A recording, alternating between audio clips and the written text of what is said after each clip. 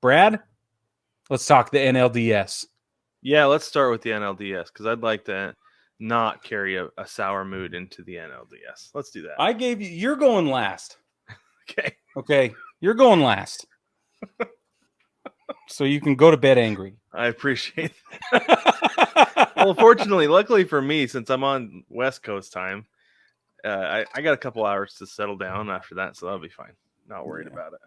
Lucky. Okay. All right, let's talk NLDS, Brig. Okay. Who do we have first? First, we got the Padres at the Dodgers. This series is tied 1-1. The Dodgers came out and won the first game 5-3, and I think that we were all expecting that, right? Yeah. But on the other hand, I think that we were also expecting them to come out win game 2 with the way that they've handled the Padres this year. But they flipped the script on us. The Padres came out and won that one 5-3. So Brig, we got ourselves a series. Okay, the series starts when the road team wins a game. Game 2, it is tied. The Padres now have home field advantage until they lose at home.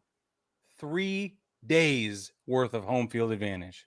They're going to go across the street and play 3 more games. Super exciting. Amazing.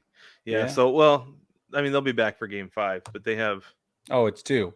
Is it 2? Yeah. It's 2-2-1. Oh, 2-2-1. Right. So, but they have the advantage with home field coming back tied because now it's a 3-game series, and 2 of those 3 games are at home.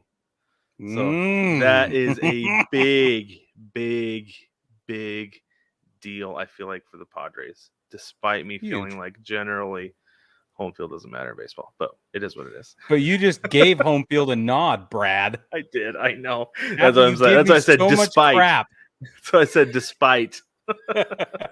You can't despite. You can't triple stamp and double stamp. You can't triple stamp and double stamp. You just did.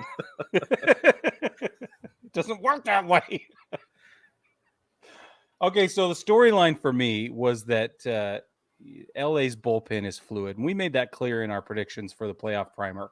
Was that they are going to be really, really fluid with their pitching staff. They're going to be really fluid with their bullpen. That is exactly what happened here in game 1. They were able to match up against the batters that they wanted, even working within the 3-batter minimum rule.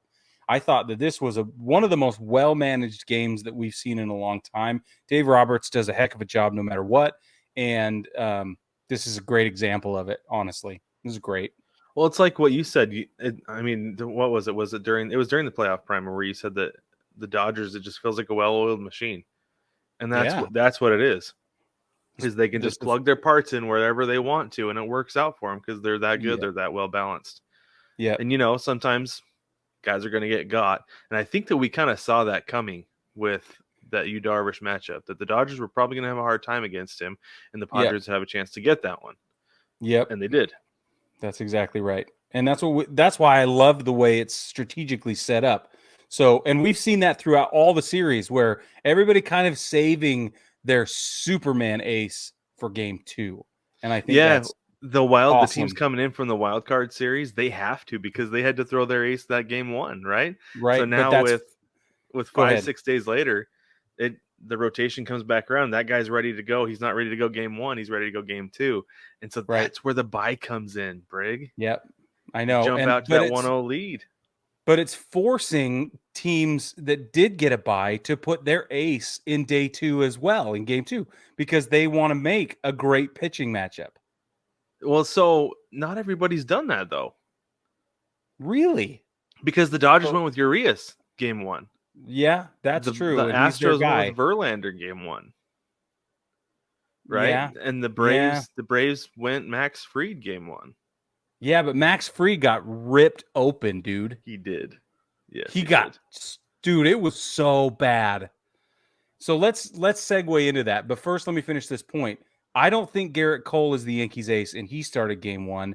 And we know that Zach Wheeler is not Philly's ace. And he had to start game 2, to your point, because of the playoff or the wild card. Mm-hmm. But I think that's why that Kyle Wright got game 2 for Atlanta, was because they were going to have to go up against Zach Wheeler. That's what I think happened. It could be. So here's I think I brought this up before, though, with the Yankees, that you've got Garrett Cole, who you're paying as your ace. And so he's your guy you're going to go with game 1. And I mean, we'll get there, but he pitched like an ace.